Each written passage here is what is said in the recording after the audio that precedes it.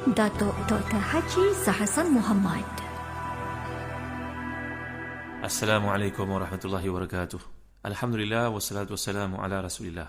Innal hamdalillah nahmaduhu wa nasta'inuhu wa nastahdihi wa nastaghfiruh wa natubu ilayhi wa natawakkalu alayhi wa na'udzu billahi min shururi anfusina wa sayyiati a'malina. May yahdihillahu fala mudilla lahu wa may yudlil fala hadiya lahu. Allahumma salli wa sallim wa barik ala Muhammad wa ala ali Muhammad kama sallaita wa sallamta wa barakta ala Ibrahim wa ala ali Ibrahim fil alamin innaka Hamidum Majid. Amma ba'd.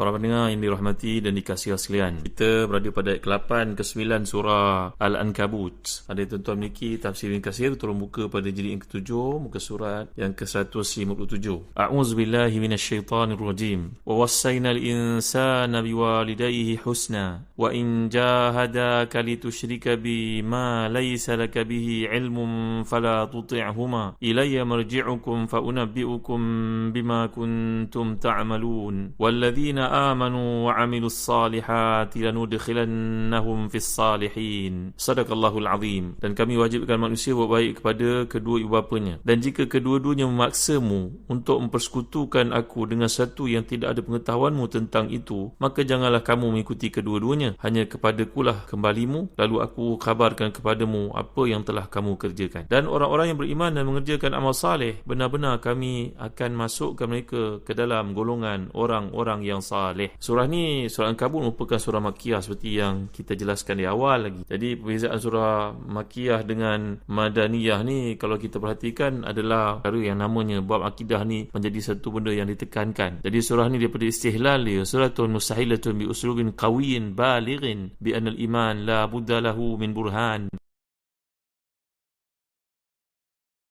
Begitu solidnya ayat-ayat yang digunakan dengan uslub yang begitu qawiyun, balighun, kuat. Maknanya datangkan bukti-bukti, burhan, bagaimana ujian dialami oleh seseorang yang beriman di jalan Allah Subhanahu Wa Taala. Daripada awal kita dah pun bincangkan bagaimana Allah Subhanahu Wa Taala falyata'ammal al-'abd siyaqa hazil ayat. Tengok bagaimana konteks ayat ini, apa yang dikandungnya dari sudut ibrahnya, dari sudut kunuz, hikamnya. Maka kita dapat lihat bahawa manusia ini apabila diutuskan kepada mereka rasul-rasul, sebahagian mereka mengatakan amanna, kami beriman, dan ada yang yastamiruna ala sayyiat, ada yang kafarna, ada yang kufur kepada perutusan nabi-nabi yang diutuskan itu. Maka perbezaan di antara iman dan juga kufur ini, bahawa si mukmin akan diibtila oleh Allah Subhanahu Wa Taala, akan diuji oleh Allah, akan diimtihan oleh Allah Subhanahu Wa Taala. Jadi ibtila dan juga ikhtibar dan imtihan ini, balaknya, ikhtibarnya, dan juga mihnah-mihnah yang dia akan lalui itu, dia tabayyan as-sadiq min al-kadhib, supaya jelas di depan mereka sendiri orang yang benar dan orang yang berdusta. Bagi mereka yang tidak beriman, janganlah mereka menyangkakan bahawa Allah SWT tidak mampu untuk mengenakan pada mereka ujian. Itu tetap akan berlaku. Lebih malang lagi bagi si kafir ini, di dunia dia kena satu ujian yang dikenakan itu, balak yang dikenakan itu, di akhirat dia kena berlipat kali ganda lebih dahsyat daripada itu. Bagi si mukmin, mungkin ujian itu berlaku kepadanya di dunia untuk penghapusan dosa, supaya di akhirat besok dia kembali dalam keadaan bersih. Walaisa alaihi khati'ah. Maka walaupun duri kecil yang cucuk jaring itu, seperti yang kita bentangkan dalam hadis-hadis yang menunjukkan hakikat ibtila dalam kehidupan, bahawa dunia merupakan daru ibtila, bahawa di akhirat nanti tiada lagi dosa untuknya kerana telah dihapuskan dengan ujian yang berlaku itu. Para pendengar yang dirahmati dan dikasihi sekalian, jadi kita dapat lihat dalam ayat ini, antara pattern ujian yang berlaku dalam kehidupan si mukmin adalah kekufuran ayah ataupun ibunya sendiri. Maka ini satu bentuk ujian yang dialami oleh si muslim kadang-kadang masuk Islam dalam keadaan ibu ayah masih lagi kafir. Maka dapatlah kita lihat ataupun kita baca, kita ikuti perkembangan golongan yang semikian. Berkenaan dengan ayat ini, kalau kita perhatikan ayat yang ke-8 ini, ada berbagai riwayat yang disebut oleh para ahli tafsir. Contohnya dalam tafsir Qurtubi, tafsir Tabari mengukuhkan banyak riwayat. Contohnya daripada Imam Muslim, Ahmad, Tirmizi, Abu Daud, Nasai, pada Sa'ad bin Abi Waqqas berkata bahawa ibunya telah pun mengetahui anaknya masuk Islam. Maka ibu ni berkata, bukankah Allah telah memerintahkan untuk mentaati bapanya? bapanya, maka aku ni sebagai ibu engkau, wahai Sa'ad, aku tidak akan makan, aku tak akan minum sampai aku mati, selagi engkau beriman kepada Tuhanmu. Tuhanmu suruh engkau taat kepada aku kan, maka kufurlah engkau, kembalilah engkau kepada akidah kita, wahai Sa'ad. Kalau tidak, aku akan mati kelaparan, mati dahaga. Maka Allah telah menurunkan ayat ini. Jadi penjelasan dalam riwayat Tirmizi pula menyatakan bahawa ayat ini turun berkaitan dengan Sa'ad bin Waqqas dan ibunya yang bernama Hamnah binti Abi Sufyan itu ketika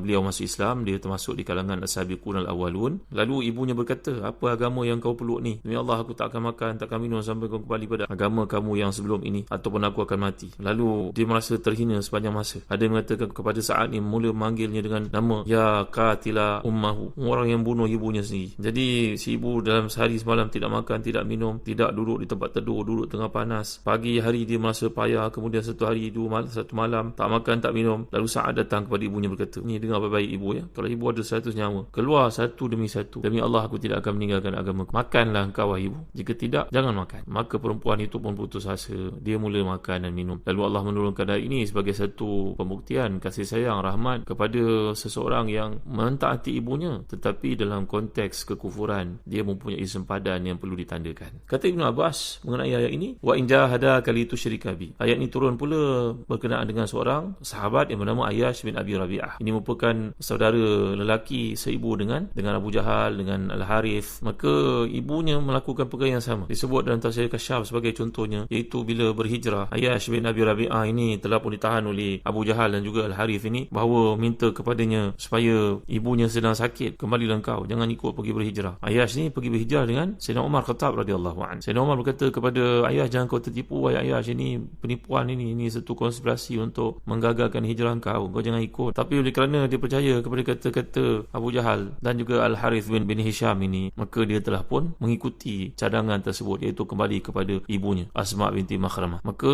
apa yang berlaku, Sayyidina Umar Khattab radhiyallahu anhu telah meminjamkan buat Ayyash, mengatakan kepadanya, ayo ambillah unta aku ini kuat, kamu naikinya, tak ada seorang pun dapat menandingi kekuatannya, takkan dapat berlumba dengannya. Kalau aku apa-apa pada kau, lekah-lekah kau lagi dengan unta ini wahai Ayyash, jangan kau tertipu dengan dua orang musuh Allah ini. Malangnya si Ayyash telah pun ditipu sekali lagi. Ata'ahuma wa asa Umar, dia telah pun taat kepada dua orang ni, musuh Allah ini, Abu Jahal dengan Al-Harith ini. Sehingga bila dia menaiki unta itu, berkatalah Abu Jahal, slowlah sikit, unta aku ni kesakitan agaknya, kakinya melecet, boleh aku tumpang unta kau. Sebaik saja dia memberi peluang kepada Abu Jahal untuk menaiki untanya, maka berlakulah pergerutan dan kedua mereka berjaya menangkap Ayyash dan membawanya kepada ibu mereka, dan kedua-dua orang ni memukul 100 kali Ayyash ini, hampir mati dia, sehinggalah membawa kepada setengah riwayat mengatakan dia murtad, tapi kemudian dia kembali kepada Islam. Maka ini adalah menunjukkan kepada kita tentang satu peristiwa yang berlaku, disebut oleh para ulama tafsir. Walaupun demikian, polisi yang telah kita pelajari dalam ulumul Quran, al-ibratu bi umumi lafzi la bi khususi sabab, bahawa hendaklah kita membaca Al-Quran ni,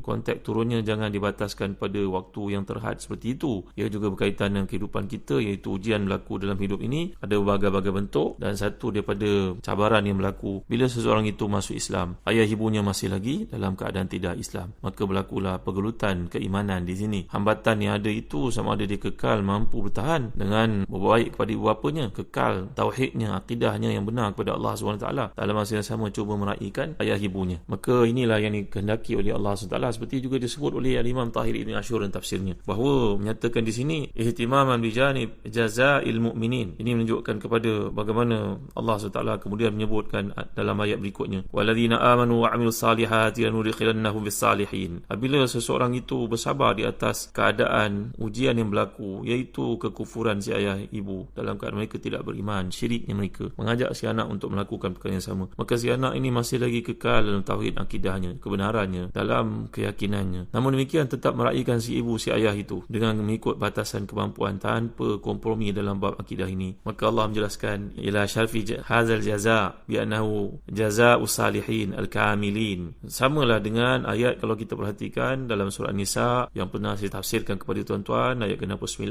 a'udzubillahi minasyaitonirrajim, fa ulaika ma'alladzina an'ama Allahu 'alaihim minan nabiyyin was-siddiqin wasyuhada'i was-salihin. Maka orang yang bertahan dengan akidahnya, tidak murtad dia, tidak kufur dia, tidak syirik dia, tidak terlibat dia dalam perkara-perkara yang dilarang, ditegar oleh syarak, walaupun di dunia dia agak renggang daripada ibu ayahnya dalam konteks begitu, tetapi ingat, di akhirat dia akan dapat kedudukan yang tinggi. Bersama siapa? Bersama dengan Allah Subhanahu Wa Taala. Jadi dalam ayat ke-69 merupakan satu penerangan kepada ayat ke-9 yang sedang kita bincangkan ini, berkaitan dengan jaza as-salihin, bahawa balasan dimasukkan bersama dengan mereka yang salih ini adalah kerana kekebalan, kesungguhan, pertahanan keimanan yang ada dalam diri dia yang menyebabkan dia bertahan, dia mampu untuk menghadapi segala bentuk ujian dalam keimanan kepada Allah SWT itu. Wa min latifi munasabati hadha dharf fi hadha al-maqam anna al-mu'min lamma umira bi asyani walidayhi idza amarahu bi syirk kana dhalika mimma yuthiru bainahu wa baina abawihi jafa wa tafriqa faja'ala Allahu jazaa'a an wahshati tilka at-tafriqa unsan yaj'aluhu fi idadi salihin ya'nas bihim. Jadi tengok di sini,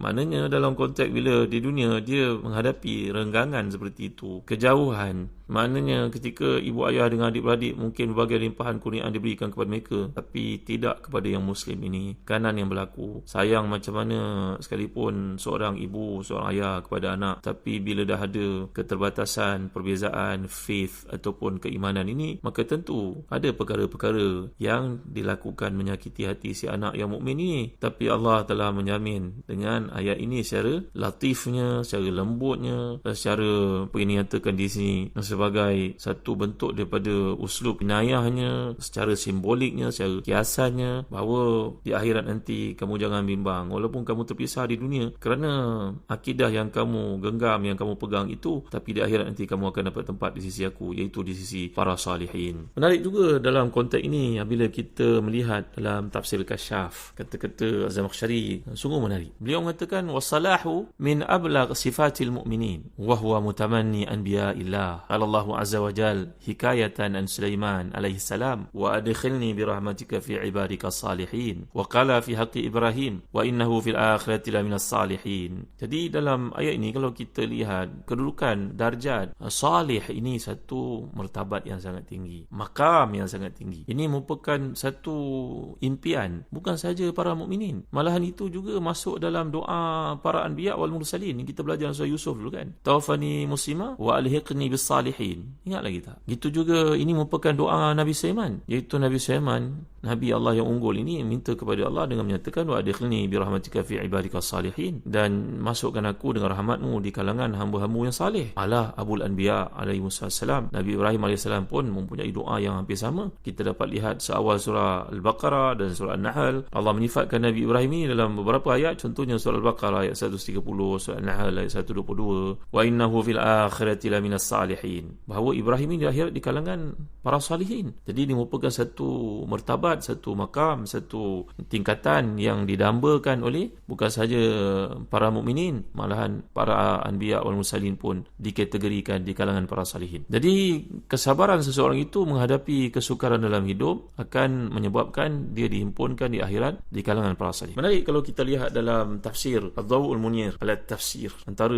doa yang sering diminta oleh Nabi SAW berkaitan dengan dalam ayat yang lalu yang masih lagi berkait dengan ayat ini, iaitu sifat si mukmin ini, dia minta kepada Allah SWT, man kana yarju liqa Allahi fa inna ajalallahi la'at wa huwa sami'ul alim, ayat kelima yang lalu. Siapa yang mengharapkan pertemuan dengan Allah, sungguhnya pertemuan dengan Allah itu pasti akan datang. Jadi kesukaran hidup dunia ini, sukar macam mana pun, ia pasti berakhir. Itu sebab antara doa para salihin mencontohi doa Nabi mereka Muhammad sallallahu alaihi wasallam. Doa ni sangat penting untuk kita hafal, tuan-tuan dimuliakan Allah sekalian. Ni dalam Al-Ihsan bitartib Sahih Ibn Hibban. Wali Al-Amir Alauddin Ali bin Balban Al-Farisi menilainya sebagai sahih, iaitu doa Nabi ni, Allahumma bi ilmikal ghaib wa qudratika 'alal khalq ahyini ma 'alimtal hayata khairan li wa tawaffani idza kanatil wafatu khairan li. Allahumma inni as'aluka khashyataka fil ghaibi wasyahada wa kalimatal 'adli wal haqqi fil ghadabi waridha wa as'aluka al-qasda fil faqri wal ghina wa as'aluka na'iman la yabid wa qurrata 'ainin la tanqati' wa as'aluka ridha ba'da al-qada wa as'aluka barra al-'aishi ba'da al-maut wa as'aluka ladhata an-nadhari ila wajhik wa as'aluka syauqa ila liqa'ik fi ghairi dharra'a mudhirratin wala fitnatin mudhillatin. Allahumma zayyina bi zinatil iman waj'alna hudatan muhtadin. Boleh ingat tuan-tuan? Sekali lagi saya baca untuk tuan-tuan ya. Allahumma bi ilmikal ghaib wa qudratika 'alal khalq ahyini ma 'alimtal hayata khairan li wa tawaffani idza kanatil wafatu khairan li. Allahumma inni as'aluka khashyataka fil ghaibi wasyahada wa kalimatal 'adli wal haqqi fil ghadabi waridha wa as'aluka al-qasda fil faqri wal ghina wa as'aluka نائما لا يبيد وقرة عين لا تنقطع وأسألك رضا بعد القضاء وأسألك برد العيش بعد الموت وأسألك لذة النظر إلى وجهك وأسألك شوق إلى لقائك في غير ضراء مضرة ولا فتنة مضلة اللهم زينا بزينة الإيمان وجعلنا هداة مهتدين. Ya Allah, dengan pengetahuanmu kepada perkara yang gaib dan kekuasaanmu atas semua makhluk, hidupkan aku jika engkau mengetahui bahawa kehidupan lebih baik bagiku, dan matikan aku jika kematian itu lebih baik bagiku. Ya Allah, aku mohon kepadamu sikap takut terhadapmu dalam keadaan menyendiri dan ketika ada bersama dengan orang lain. Aku juga meminta kepadamu agar selalu dapat berkata adil dan perkara yang hak dalam keadaan marah ataupun rida. Aku minta kepadamu sifat sederhana dalam keadaan kemiskinan dan kekayaan. Aku mohon kepadamu kenikmatan yang tidak pernah akan sirna dan sejuknya hati yang tidak berhenti, tidak terputus-putus. Aku mohon kepadamu keridaan setelah keputusan itu takdirmu. Aku mohon kehidupan yang sejuk selepas kematian. Aku mohon kepadamu kenikmatan melihat wajahmu. Aku mohon kepadamu kerinduan untuk bertemu denganmu dalam keadaan tidak ada yang susah menyulitkan dan tidak dalam fitnah yang menyesatkan. Ya Allah, hiasilah diriku dengan hiasan iman dan jadikanlah aku sebagai pemberi petunjuk dan sentiasa mendapat petunjuk daripadamu. Menarik tuan-tuan ya. Doa ni sangat berkaitan kerana kehidupan dunia ni semuanya akan berakhir. Kesusahan macam mana sekalipun yang dialami wahai saudara-saudari ketika ditentang oleh ibu bapa sendiri dalam perkara-perkara bersifat akidah, maka iltizamlah. Mintalah selalu kepada Allah, dan doa ni seperti ini himpunkan oleh para ulama mufassirin. Contohnya dalam tafsir Al-Qayyim menyatakan ni antara doa yang paling banyak Nabi bacakan sebagai mohon kepadanya agar pertemuan dengannya besok tidak kita kerugian. Kerana banyak perkara bersifat akidah yang kita kompromi di dunia, biar kita minta petunjuk kepadanya supaya diberi kekuatan. Mudah-mudahan Allah beri kepada kita kefahaman dalam hal ini. Itu bermula episod ujian yang berlaku dalam kehidupan mukmin, berbagai-bagai pattern yang akan dilalui, dan antaranya adalah ujian ibu bapa yang masih lagi kafir. Maka inilah sifat seorang mukmin. Begitu teguh kita akan lihat bagaimana persembahan surah Al-Ankabut ini, permulaannya, ayat-ayatnya, pertengahannya, akhirnya, keterikatan dan juga keserasian yang luar biasa. Di antara ayat ini akan saya jelaskan dalam kuliah akan datang. Wallahu a'lam wa sallallahu ala sayyidina Muhammad wa ala alihi wa sahbihi wa baraka wa sallam. Walhamdulillahi rabbil alamin wa barakallahu fikum. Wassalamu alaikum warahmatullahi wabarakatuh.